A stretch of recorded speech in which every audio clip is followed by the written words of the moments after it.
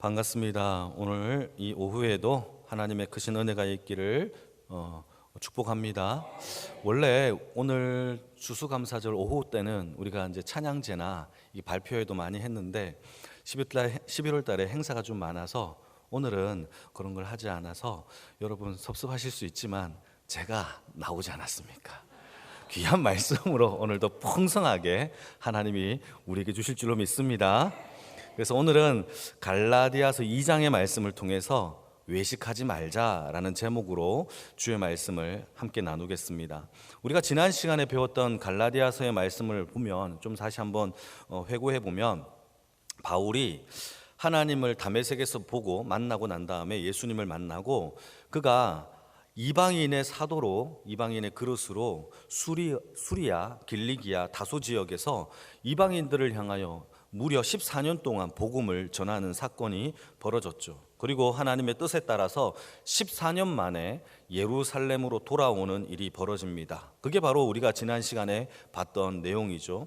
14년 만에 예루살렘으로 돌아와서 기라성 같은 예루살렘의 사도들이죠. 그때 유명했던 베드로 사도, 야고보, 요한이라는 이 사도들을 만났고 자기가 하나님 앞에 다메섹에서 있었던 사도 바울이 예수님을 만났던 사건들을 간증을 하고 그때 만난 예수님의 그 계시를 듣고 내가 이방인의 그릇으로 14년 동안 지금까지 복음을 전했습니다 라고 이렇게 들려주는 사건이 벌어지게 됩니다. 이때 이 사도들 있잖아요. 베드로와 야고보, 요한이 그 사도 바울의 이야기를 충분히 듣고는 어떻게 행동을 하느냐? 당신은 하나님 앞에 이방인의 그릇으로 사도로 세워졌구나를 인정하는 사건이 벌어져요. 그래서 여러분 14년 만에 예루살렘에 돌아왔던 사도 바울이 사도로서 인정을 받고 이 사도는 이방인을 향한 그릇으로 세워진 것을 공포하게 되는 겁니다. 이와 아울러서 여러분 이 굉장히 중요한 공의회가 열어지는데 이때 모임이 예루살렘에서 있었던 사도행전 15장의 이 메시지의 내용이거든요. 이게 갈라디아서에도 나오지만 그러면서 무엇을 결정하느냐 하면 두 가지를 결정해요. 하나는 할례가 구원의 조건이 아니다. 할례로 인하여 구원에 이르는 것이 아니다 라는 것을 공포하게 됩니다. 그리고 두 번째 한 가지는 더 뭘 공포하느냐 하면 오직 구원이라는 것은 행위가 아니라 믿음으로 말미암아 하나님을 믿는 믿음, 예수 그리스도를 복음을 믿는 그 믿음으로 구원을 받는다라는 이신칭의의 그 공포가 일어나게 되어지는 거예요. 그래서 이 두 가지의 이야기가 공식적으로 선언된 사건이 사도행전 15장의 이 이야기죠. 자, 이게 끝났어요. 이렇게 이 모든 것이 다 끝났어요. 그런데 오늘 본문에는요, 그 이후의 사건이 벌어지게 되는 거예요. 그 이후에 사도 바울이 안디옥이라는 예루살렘에서 떨어져 있는 이 안디옥에서 복음을 전하고 말씀을 전하는데 누가 찾아오느냐? 바로 베드로와 바나바, 이 유대인이거든요. 이 두 분이 유대인이 사도 바울의 사역지인 안디옥 교회에 방문하는 사건이 벌어집니다. 그래서 사도 바울이 복음을 전했던 이방인들과 함께 예수 그리스도로 고백하는 자들과 함께 이방인들과 헬라인들이 함께 있는 자리에 베드로와 바나바와 사도 바울이 함께 식사의 교제를 하면서 즐거운 마음으로 식사를 하는 도중에 어떤 사건이 벌어지느냐? 여러분 안디옥 교회에 그 베드로라는 사도가 왔고 바나바라는 사도가 왔다라는 소식을 어떤 사람이 듣느냐? 안디옥에 사는 유대인들이 듣게 돼요. 그래? 와, 우리의 사도 베드로가 이 안디옥까지 왔어? 그러면서 많은 유대인들이 안디옥 교회로 찾아와 베드로와 바나바를 함께 보고 교제할 요양으로 찾아온 겁니다. 찾아오니까 어떤 일이 벌어지느냐? 이 베드로와 바나바가 자신들이 이방인들과 함께 식사하는 모습을 들킬까봐 그 자리에서 후다닥 도망치는 사건이 벌어지죠. 이거 여러분 이게 굉장히 중요해요. 왜냐하면 조금 전에 얘기했잖아요. 구원이 할례가 조건이 아니고 오직 구원은 믿음으로 말미암아 구원을 받는다라고 공의회에서 공식적으로 선포했는데도 불구하고 베드로와 바나바가 외식하는 장면, 다시 말해서 다른 유대인들이 자신이 이방인들과 함께 식사하는 것을 보고 뭐라고 할까봐 그게 두려워 도망치는 사건이 벌어지게 되죠. 이걸 지적하는 거예요, 사도 바울이. 신앙은 말과 행동이 같아야 되고 외식하는 것이 아니야.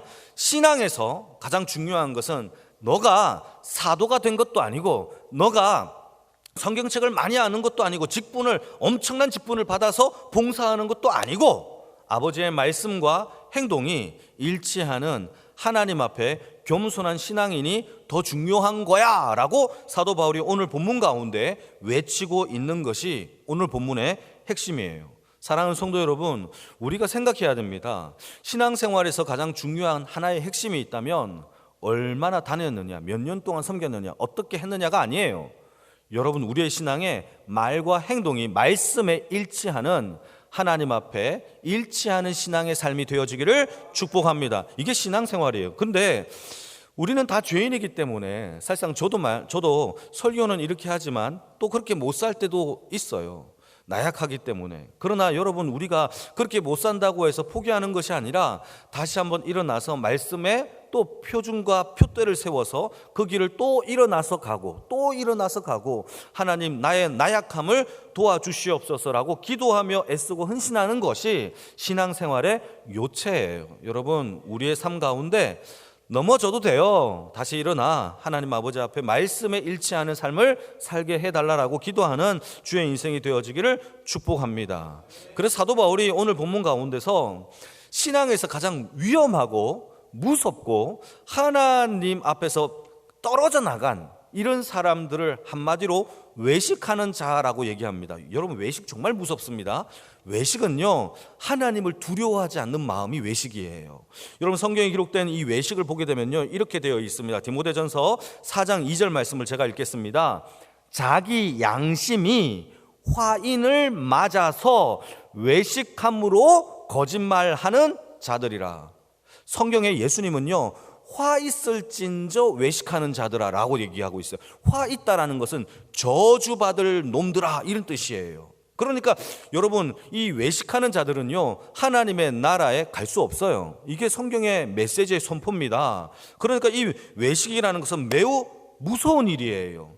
여러분, 이때 화인이라는 단어가 조금 전에 쓰여졌잖아요. 이 화인이라는 것은요, 달구어진 철에다가 몸에다가 찢어요. 그러면은 어떤 모양에 새겨지겠죠. 이게 화인이라고 하는 거예요.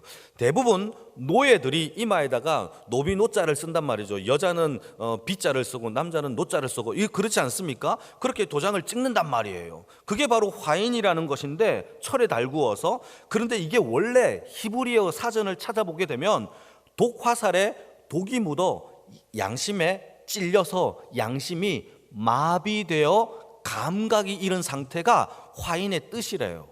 그러니까 여러분 세상 사람들의 이 눈치와 그리고 또 세상의 어떤 그 외식함으로 인해서 이 양심의 독화살을 맞아서 말씀과 하나님을 두려워하기보다는 이 양심이 완전히 마비가 돼요. 이 마비가 되어 거짓말하고 자기를 돋보이게 하려고 하는 그러한 행태들이 바로 외식이라는 것이죠. 여러분, 하나님은 이 외식하는 자들을 물리치십니다. 우리 안에 외식하는 것들이 없도록 날마다 기도하는 인생이 되어지기를 축복합니다. 저도 죄인이고 여러분 죄인이기 때문에 우리는요, 이 외식이 사도 베드로도 했는데 바나바도 했는데 우리라고 안 하겠습니까? 다른 사람들에게 더 잘 보이기 위하여 찬양을 하거나 또 봉사를 하거나 할 때도 있어요. 그러나 여러분, 우리의 심령이 화인 맞아서 다른 사람들 눈치 보면서 하는 그러한 외식이 아니라 오직 하나님의 말씀에 사랑하여 우리가 움직이는 주의 인생이 되어지기를 바랍니다. 굉장히 중요한 이야기를 사도 바울이 얘기합니다. 저도 여러분들도 오늘 이 말씀을 우리가 경각심을 가져야 돼요. 그래서 사람들에게 보이기 위해서 하는 것들, 이 모든 것들이 하나님을 사랑하고 하나님을 두려워함으로 나타나지 않는 것들이라면 우리는 이것을 경계해야 한다라는 거죠. 그래서 성경에 보게 되면 참 독특해요. 이게 왜 성경에 기록되었지? 라고 하는 부분이 하나 있어요. 2렙돈을 드린 과부의 이 헌금을요, 예수님이 칭찬하는 사건이 벌어집니다. 여러분, 제가 예전에 한번 사진을 갖고 온 적이 있죠. 이 유대인들이 성전에서 헌금을 드릴 때 이 헌금통이 굉장히 독특하게 생겼어요. 여러분, 그 당시에 지폐의 돈은 없었어요. 다 철로 만든, 구리로 만든 그러한 동전이 만들어졌기 때문에 헌금통에다가 돈을 집어넣으면 반드시 소리가 날 수밖에 없는 구조의 헌금통이란 말이에요. 그러니까 두 랩돈을 드렸다면 땡그랑 땡그랑 이거에 끝나겠죠. 돈을 많이 낸 사람은 우자자자장 이렇게 소리 나겠죠. 이러므로 인해서 사람들이 와, 돈을 많이 냈네, 에이 얼마 안 냈네, 이게 다 알아차린단 말이에요. 그런 구조예요. 그러니까 두 랩돈을 드린 이 과부를 예수님이 공개적으로 칭찬했다라는 것은 놀라운 거예요. 외식하려고 하는 것이 아니라 하나님 앞에 작은 돈이라도, 작은 헌신이라도 하나님께 드려진 것을 칭찬했단 말이에요. 뿐만 아니라 여러분, 바리새인들이 광장에서 모여서 하나님께 손을 들고 위대하신 하나님이여 하면서 기도하는, 외식하는 바리새인 기도는요 책망합니다. 이 화 있을진저 라고, 이 외식하는 자들아 라고 하나님, 예수님께서 책망을 해요. 반대로요, 여러분, 유대인들이 다 죄인이라고 일컫는 세리들이 골방에 들어가서 주여 저는 죄인입니다 라고 하면서 울면서 기도하는 그 골방의 기도를, 세리의 기도를, 나는 죄인입니다 라고 고백하는 그 기도를 칭찬하시는 예수님의 모습을 볼 수 있단 말이죠. 여러분, 우리가 이걸 기억해야 돼요. 우리 안에 다른 사람들 몰라도 돼요. 하나님 앞에 우리의 영광과 신앙의 모습이 하나님 앞에 올려드리는 주의 인생이 되면 되는 거예요. 그걸 기쁨으로 여기시기를 축복합니다. 다른 사람들이 안 알아주는 것을 오히려 복으로 여길 수 있는 믿음, 강인함이 있기를 축복합니다. 달라라고 외치는 그런 인생이 아니라 괜찮아요, 하나님이면 됩니다 라고 그런 고백할 수 있는 믿음의 강단, 주의 은혜가 있기를 축복합니다. 그걸 버려야 돼요. 그래야 됩니다. 두 번째, 한 가지만 더 살펴볼 것은 16절인데요 16절 같이 한번, 여러분 성경책 있으시면 같이 한번 읽어볼까요? 시작.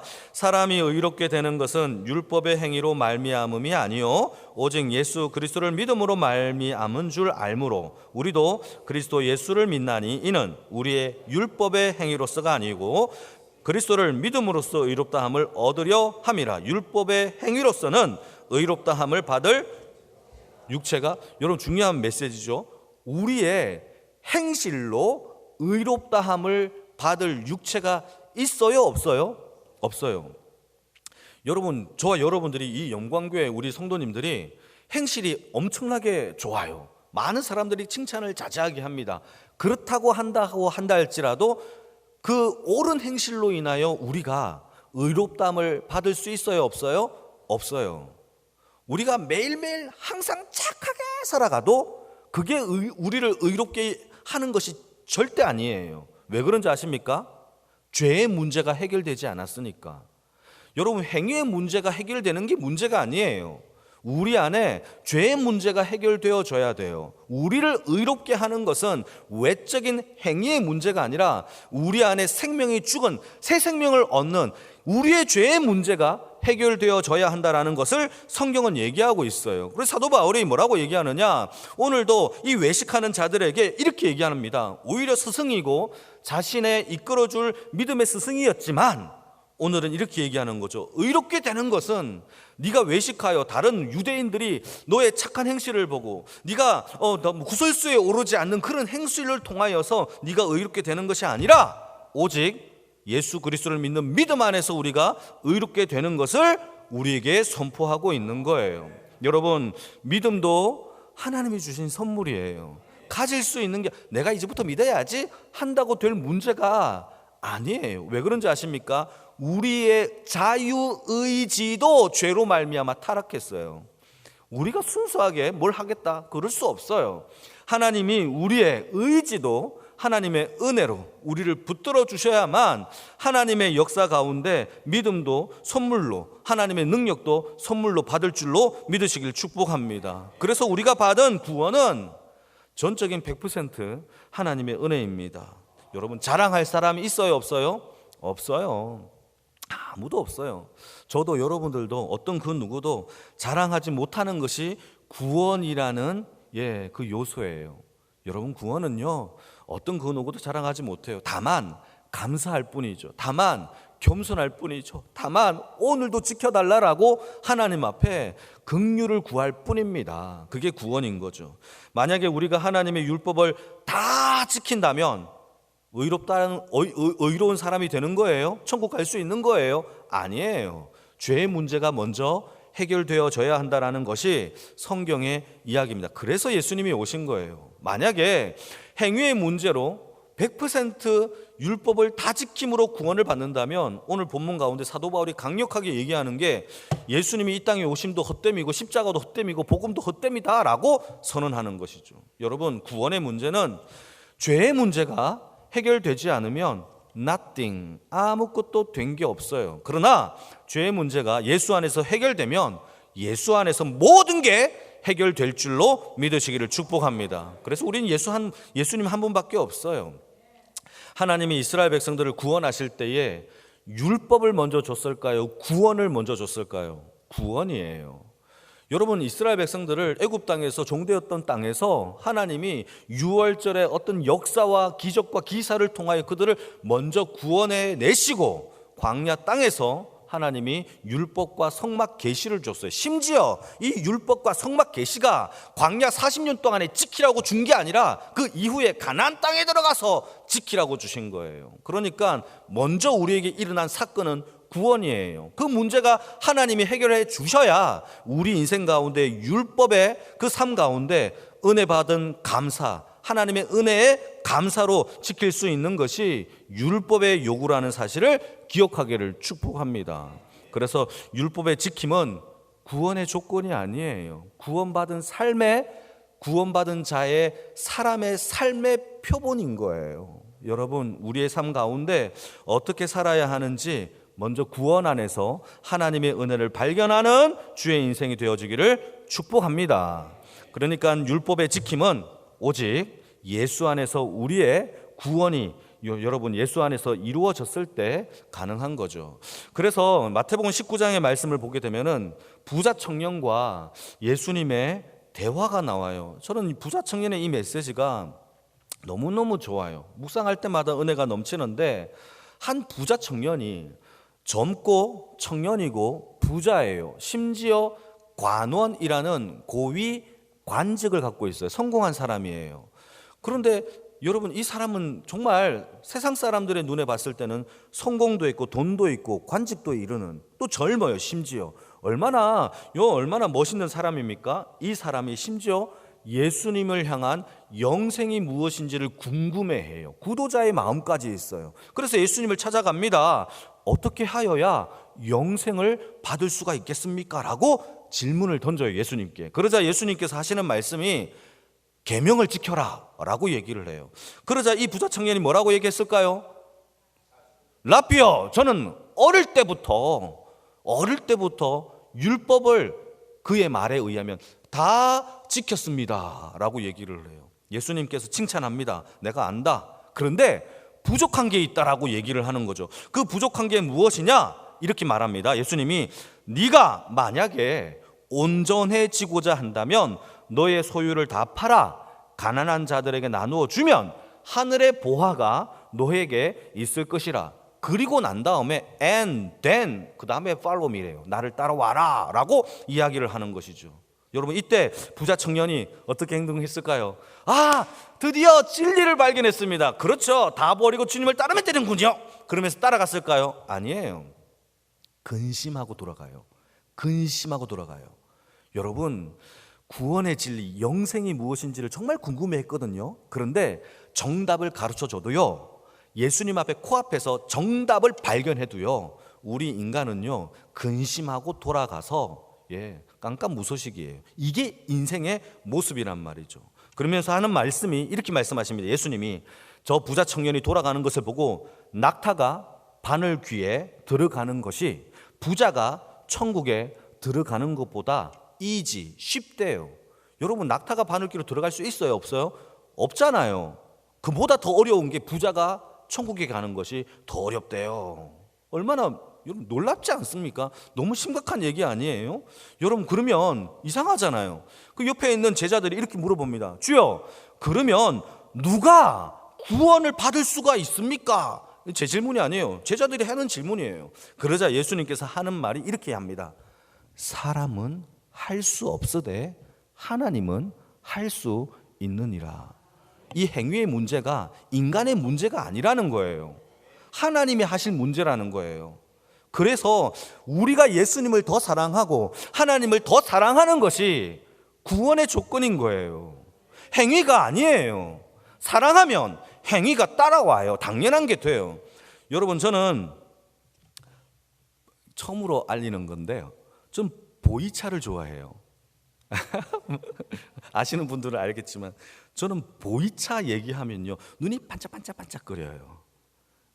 카멜리아 시넨시스라는 나무종이 있는데요, 이 나무종에서 나오는 차 잎이 녹차도 되고 홍차도 되고 우롱차도 되고 그리고 보이차도 돼요. 어떻게 가공하느냐에 따라서 만들어지는 내용들이 달라지는 거죠. 예를 들어서 당감이 있고요, 홍시가 있고 감말랭이가 이렇게 다양하게 있는 것처럼 같은 차 잎으로 어떻게 하느냐에 따라서, 그래서 녹차는요 이거를 불에다가, 뜨거운 불에다가, 이건 지금 제가 여담하는 거예요. 그냥 재밌게 들으십시오.